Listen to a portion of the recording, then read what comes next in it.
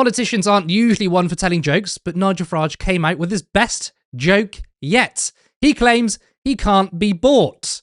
Farage uploaded a Reform Party hype video of their latest event and tweeted, "I can't be bullied, I can't be bought, I've stood for the same principles for many decades." Surely no one believes this. I mean, for those that do, let's go through and test to see whether Nigel Farage is an independent politician. Farage accepted gifts worth £10,000 from Abu Dhabi. Farage's latest register of interest shows that he accepted flights and accommodation to attend the Abu Dhabi Formula One Grand Prix in December, paid for by the regime that runs the capital of the United Arab Emirates. This included a front row paddock worth £4,500. The records show that Farage also attended meetings during his visit. The Reform leader has previously mocked Prime Minister Keir Starmer for receiving gifts from donors.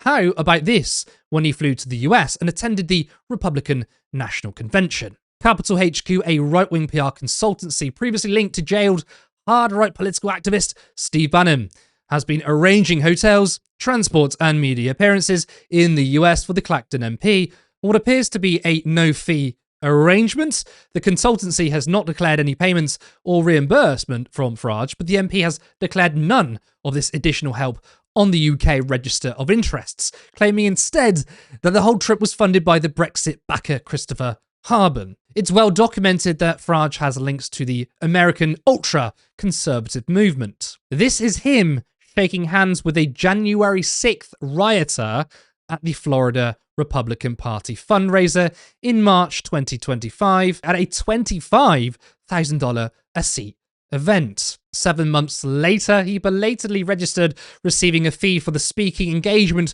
from a company called Imperial Independent Media, operating from Washington but registered in Alaska. His parliamentary register shows 3 installments totaling £25,972. This next part is very interesting. Byline Times can reveal that Farage's benefactor is a pro-Trump political lobbyist embedded in the Heritage Foundation's Project 2025 ecosystem, the US conservative plan to dismantle climate policy, rights for women and ethnic minorities, and democratic safeguards. He also has ties to evangelical groups in the US with a history of anti-LGBTQ and anti-abortion activism, and appears to be working actively with Farage to bring this Project 2025 style ideology to Britain. So he has links to anti-abortion groups, which makes his random outburst on abortion back in November 2024 all the more clearer. Nigel Farage suggests MPs should debate rolling back abortion limits. Reform UK leader says it would be worthy discussion and Parliament should get more time to debate things people talk about at home. Remember, that was, completely out of the blue. But Farage is cheap. Incredibly cheap, actually. You can buy him for £71. Now, it's a bit early in the day, so all I've got actually is coffee, but I hope you enjoy a few pints with the lads tonight. Up the rah! Sorry. Yes, Farage sells himself for £71 on Cameo and will make a personal video for you. In that instance, he didn't realise he was saying up the IRA. Now, these are just a handful of examples of personal gifts and donations, but what about the political parties Farage led, namely Reform? Christopher Harben donated more than £15 million over several years, although some estimates say it's more than £22 million, to the Brexit Party and Reform, including the recent £9 million donation, the largest donation in UK political history. Media proprietor Richard Desmond gave $1.3 million to UKIP. Aaron Banks, also with $1 million to UKIP. Paul Sykes, another $1 million to UKIP. Jeremy Hosking, $1.7 million to the Brexit Party and Reform. Nick Candy donated almost $1 million, specifically $990,000 to Reform. Fiona Cottrell gave $750,000 to Reform in 2025. Zahir Youssef, head of policy, bought his way into Reform with $200,000, and Claudia Harmsworth £50,000 to Reform. Farage seems to always be extremely close with wealthy people. He also claims that he stood for the same principles for decades. Many people don't agree with Farage, but would say that he means what he says, and I have put myself in that camp too, namely on immigration. He has seemingly never changed his view on it. But his view on immigration isn't even based on principle. He isn't against free movement of people when they're rich. Led by Donkeys produced this short film showing how he helps the rich acquire visas into the UK. Nigel Farage likes borders. Borders. Borders. Borders. Borders. Borders. Borders. Borders. Borders. Borders. Borders. Borders. Borders. Borders. Borders. And he doesn't like migrants. Migrants. Migrants. Migrants. Hundreds of migrants. Economic migrants. Sometimes he stands on top of the White Cliffs of Dover, pointing at migrants who are trying to reach the UK and qualify for a British passport in the hope of a better life. But it turns out there are some economic migrants that Nigel likes, and some borders he's happy to help them cross. Take a look at the new Register of Members' Interests, where MPs have to declare which second jobs they've taken. It turns out Farage was just paid £40,000 by a US-based company called Nomad Capitalist. According to their website, Nomad's mission is to help economic migrants transcend borders. But of course, these migrants are not fleeing persecution or desperate poverty. No, they're multimillionaires fleeing the taxman. And Nomad Capitalist is a wealth consultancy that advises them on how to qualify for passports from different countries so they can offshore their money. So, if you're a wealthy economic migrant, how can Nomad, and by extension Nigel Farage, help you? Well, Nomad say they can grow your passport portfolio and get you multiple second citizenships in different countries. They even tell people to leave your country now and dismiss America and Britain as legacy brand countries. Nomad Capitalist run the Nomad Passport Index, ranking the best passports that economic migrants should try to get their hands on, while showing them how to do it. Farage was just paid £40,000 to give a keynote speech at the Nomad International Conference in Kuala Lumpur in Malaysia. Hundreds of wannabe taxation migrants gathered there to learn how they too can qualify for second, third and fourth passports from 28 different countries. And Nigel Farage was there to inspire them. I was invited to speak to this group 2 years ago. This audience is about 3 times the size. Indeed, Nomad billed its conference, the one where Farage spoke, as 4 glamorous days learning the most up-to-date offshore tax strategies. Britain is a wealthy country, but the gap between rich and poor is now, with the exception of the United States, the highest in the developed world.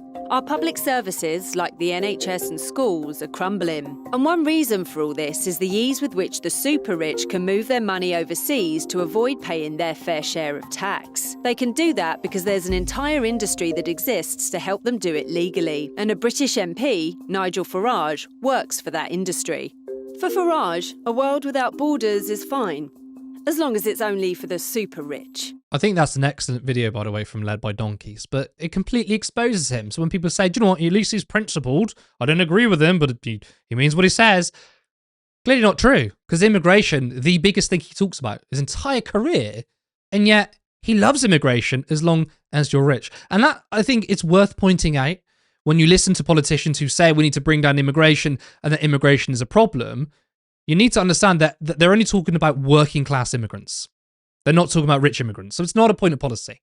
All right. He's against working class people crossing borders. But if you're rich, that's fine. It's not very principled, is it? Kevin, the most bought man in political history, is claiming he can't be bought. What do you make of it? Yeah, I mean, as you point out, he's arguably the most bought man in UK history. And one of the problems, of course, with the political establishment being as corrupt as they are, is that they can't really call him on it because they're also thick as thieves with exactly the same set of people that do exactly the same set of things. You went through there a litany of ways in which he is compromised financially, as well, of course, as politically, because as a person who likes to point out about how he wants to defend women and girls from Pakistani rape gangs, he's also absolutely fine with Jeffrey Epstein's best friend, Donald Trump. Just saying. Or, of course, Jeffrey Epstein's wannabe best friend, Elon Musk. You know, that sort of thing. But one thing you didn't mention there, partly because I think it's more recent, but he attended the World Economic Forum in Davos in Switzerland, which in of itself would be a little bit suspect given that he claims to be a populist, Nigel Farage, but he was rubbing shoulders with the most rich and powerful evil people on the earth. Surprising that. But it gets even worse when you consider that entire trip was paid for by the economic foundation of a guy called Sasan Gandhari, who is an Iranian-born Kazakh national who is now a UK national. who again apparently has funded this, and it will come out in the next tranche of declared members' interests. But what won't be in there, because it's a shell company, is that one of Gandhari's shell companies, an interior design company, gave £200,000 to the Reform Party 6 months ago. I wonder if any of these things have any connections. I wonder if any investigative journalists want to look into that potential conflict of interest and how this man came by his British passport, etc. Just saying. Yeah, he is a ludicrously bought and paid for person, up to and including, of course, that the head of policy at Reform, as you pointed out, Zia Youssef, gave £200,000 to the Reform Party, which is why, of course, he was able to resign from the party, say that Nigel Farage wasn't fit to be Prime Minister, and then was welcomed back into the party 48 hours later. Nigel Farage is the most compromised man that has ever had a chance of becoming Prime Minister. And it's sad to say he probably will do. And then Project 2025 is coming our way. You hear it mostly from the right wing that WEF is like a communist conspiracy. It's not. It's just a group of capitalists circle jerking each other saying, oh, we're going to make the world better. And it was really funny because Nigel Farage's defense going to WEF was, well, I'm going to wag my finger at them. And it really reminded me of Hillary Clinton when she was running against Bernie Sanders for the Democratic nomination in 2016. Obviously, Bernie Sanders was talking about Wall Street, inequality, and Hillary Clinton was like, oh my God, he's a populist to the left. I need to make myself not look like the establishment. And the only thing she could muster up was, well, I went to Wall Street and I told them to cut it out. And everyone laughed at her because, of course, that's ridiculous, right? That's the same with Nigel Farage because he's schmoozing with the same kind of people that he hangs around with all of the time at the World Economic Forum. And then when someone said, you were literally paid to go on that trip by a billionaire, and he's like, well, I was giving them a good kicking, which is utterly ridiculous. No, he wasn't. He was paid for by a guy who's worth £10 billion, who, by the way, as you pointed out, is an economic migrant. Yep. To this nation. And again, I've got no problem with economic migrants, but apparently he does, unless it's a certain kind of economic migrant that will financially or politically benefit him in some way. He's a disgusting hypocrite. Either way, he was being paid for by a billionaire to go and schmooze with other billionaires. If any Reform people can show me any clips or quotes from him actually attacking anybody, verbally, of course, at Davos, then please do. Because all I see is him being very, very chummy with some of the most, let's say, unpopulist people on the planet. Yeah. And I think what's really important in politics is to follow the money. And if you look at a political party, what type of money is going into it? That should tell you all you need to know. Now, of course, I would like to see like big money kicked out of politics, but I understand for a political project, especially if you're the underdog, you need money. Some might say, oh, you've got like a millionaire green capitalist giving money to the Green Party. I forget his name. The one who backs the Labour Party, who should have backed the Greens. He's got what's his name? Dale Vince, right? Dale Vince.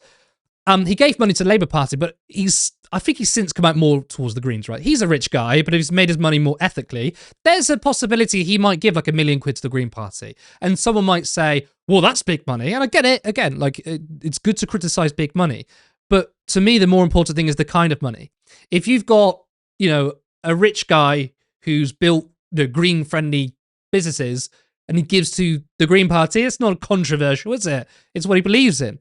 What is important is to look at Reform and see where their money's coming from. And their money's coming from the oil industry, which is harming our planet, which they say, oh no, oil's great, No, but it also feels a little bit like the kind of Boers comic of, oh, well, you participate in society, therefore yeah. I'm very clever. Like the very people who have financialized the entire system and refuse to make any kind of constitutional reform that would allow for, either state funding of elections or a fairer funding or an actual hard cap, or indeed a commission of some variety with some actual teeth that could punish people who commit crimes, including Nigel Farage, of course, who overspent during the general election, and no punishment was ever issued to him, even though he was found to have been in breach of electoral law. The very people who set that system up are now like, oh, you participate in the system. Like, yeah, quite. You did that. Meme, isn't you it? made it impossible for anyone but the rich to run this shit. So the fact that we found one vaguely ethical rich person who is able to financially help in a way that you evil people are not. Because of course, the kind of people they're getting money from are, like you say, venture capitalists and dark money people and oil money and all the rest of it. That obviously has a massive impact on their kind of policies. Or indeed with the Labour Party, who got Quadrilla Capital, gave them £4 million just after the date at which you have to announce it for pre-election funding. Very convenient. Yeah, and then of course changed their policy completely when it came to green investment. What a surprise! They're all thick as thieves. Nigel Farage isn't any different to these people, as much as he tries to claim he is. He is bought and paid for. He's just the new leader of the new Conservative Party.